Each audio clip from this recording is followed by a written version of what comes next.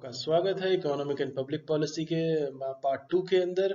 और बेसिकली हम 11 सितंबर की सारी डेली करंट अफेयर्स हम डिस्कस कर रहे हैं। हमने पार्ट 1 में काफ़ी इंपॉर्टेंट एग्जाम पर्सपेक्टिव से किए हैं। चलिए हम उसको आगे बढ़ाते हैं।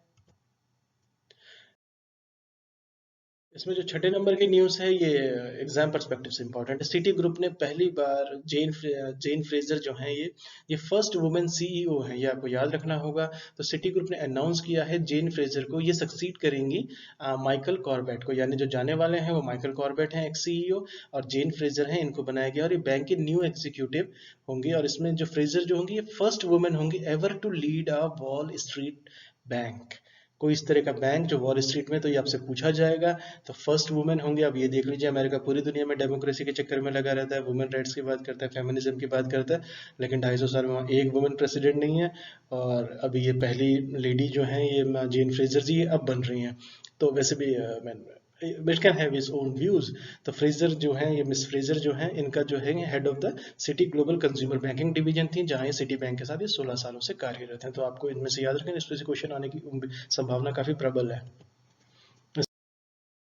इसके बाद जो अगली इंपॉर्टेंट न्यूज़ है वो सेबी को लेके है। सेबी ने रिप्लाई मांगा है फ्रैंकल टेम्पल्टन से। इन्होंने म्यूचुअल फंड से इन्होंने उनसे एक्सप्लेनेशन मांगा है रादर, कि वो अपनी इन्वेस्टमेंट डिसीजंस जो उनकी 6 स्कीमें थी जिनको उन्होंने अप्रैल में वाइंड अप किया है, उसको जरा ये एक्सप्लेन करें। उसका जो फॉरेंसिक ऑडिट जो रिपोर्ट थी वो सबमिट की गई है लास्ट मंथ, उसके रिस्पॉन्स में सेबी ने ये इंपॉर्टेंट डिसीजन लिया है। तो आपसे ये पूछा जा सकता है कितनी स्कीम्स थी, तो 6 स्कीम्स थी, अप्रैल में वाइंड अप हुई है, फॉरेंसिक ऑडिट रिपोर्ट इनकी सबमिट हो चुकी है। इसके मद्देनजर सेबी ने एक रिप्लाई मांगा है फ्रैंकलिन वालों से इन्वेस्टमेंट्स के ऊपर। इसके बाद जो नाबार्ड है ये बहुत इंपॉर्टेंट है एग्रीकल्चर सेक्टर को लेकर जो न्यूज़ है। नाबार्ड काफ़ी ज़्यादा रेप्यूटेड ऑर्गेनाइजेशन है, काफ़ी इसने इसके सक्सेस भी हैं लेकिन इसके फेलियर्स भी काफ़ी बड़े हैं। तो नाबार्ड ने डिसबर्स करने हैं यानी बांटने हैं 1.2 ट्रिलियन जो है क्रॉप लोन्स इस फिजिकल ईयर के अंदर। क्रॉप लोन्स, मैं फिर से कह रहा हूँ, क्रॉप लोन्स 1.2 ट्रिलियन रुपीज़ के। तो आपका एपेक्स एग्रीकल्चर फाइनेंशियल ऑर्गेनाइजेशन है, ये डिसबर्स करेगी 90,000 करोड़। क्रॉप लोन है कंसेशनल रेट, तो उसमें से 90,000 जो होगा वो कंसेशनल रेट पे जाएगा, ये आपको याद रखना चाहिए। और ये एनहेंस्ड किया जाएगा, इसको बढ़ा दिया जाएगा 1.20 ट्रिलियन इस फिजिकल के लिए, जो है कि 40,000 ऑलरेडी जिसका बांट दिया गया है। और नाबार्ड का ऐसा कहना नाबार्ड के चेयरमैन का है, जिनका नाम है GR चिंताला जी। तो चलिए हम आगे बढ़ते हैं, ये बहुत इंपॉर्टेंट न्यूज़ एग्जाम परस्पेक्टिव से। इसके बाद अगली जो न्यूज़ है वो है time for industry to embrace new tech in infrastructure. ये गडकरी जी का कहना है, वैसे भी ये कहते रहते हैं, और वैसे भी मुझे सरकार की एक बात कभी समझ में नहीं आई। अगर ये वाली तो खैर इंफ्रास्ट्रक्चर प्रोजेक्ट्स की बात करें, लेकिन डिजिटल पे बोलेंगे गडकरी जी, फाइनेंस पे बोलेंगे रविशंकर जी, पेट्रोलियम पे बोलेंगे कोई और बोलेंगे। तो बेसिकली जो मिनिस्टर्स हैं जिस तरह का हुआ है तो ज़्यादा क्लियरिटी होगी। बट बहरहाल इसको आगे देखते हैं हम।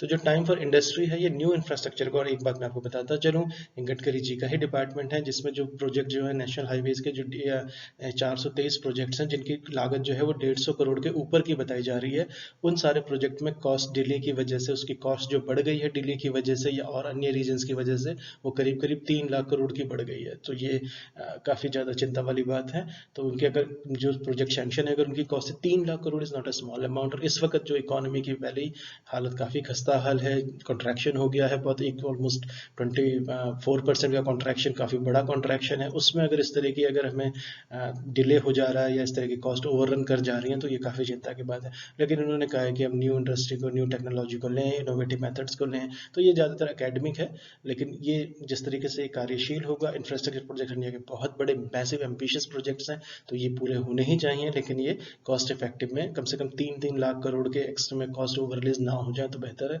चलिए हम इसको आगे देखते हैं।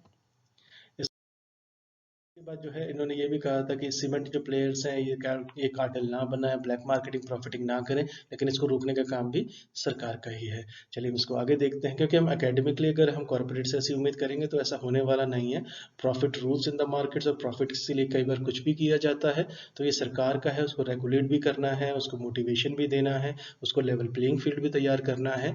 तो ये सारा करा जाएगा जिस तरीके से उन्होंने टेलीकॉम सेक्टर के अंदर किया 10 साल का, जबकि कॉर्पोरेट जो है वो 20 साल का मांग रहा था रिबेट।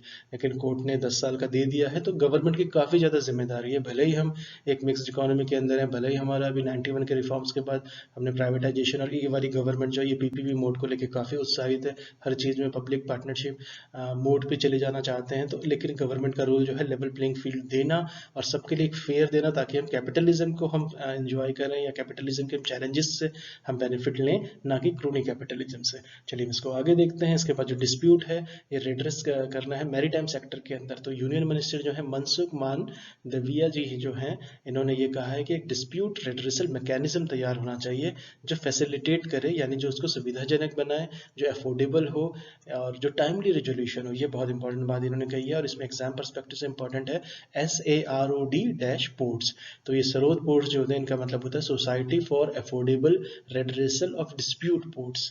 अब इसमें ये बात और है, जिस तरीके से अदानी पोर्ट्स को काफ़ी ज़्यादा दिया गया है, तो इसके मद्देनजर एक आपको लेवल प्लेइंग फील्ड तो आपको देना ही पड़ेगा, वरना क्रोनी कैपिटलिज्म की तरफ अगर चीज़ें डाइवर्ट हो जाएंगी, शिफ्ट हो जाएंगी, तो इकोनॉमिकली ज़्यादा घातक होगा। तो जो डिस्प्यूट्स एंड पोर्ट्स का शिपिंग पिंग फैक्टर का ये लॉन्च किया गया है, तो आपको याद रखना पड़ेगा एग्जाम परस्पेक्टिव से।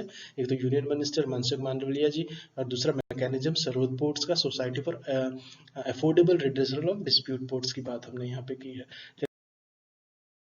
इसके बाद हम पार्ट 3 में देखें। Thank you so much for listening. नमस्कार दोस्तों।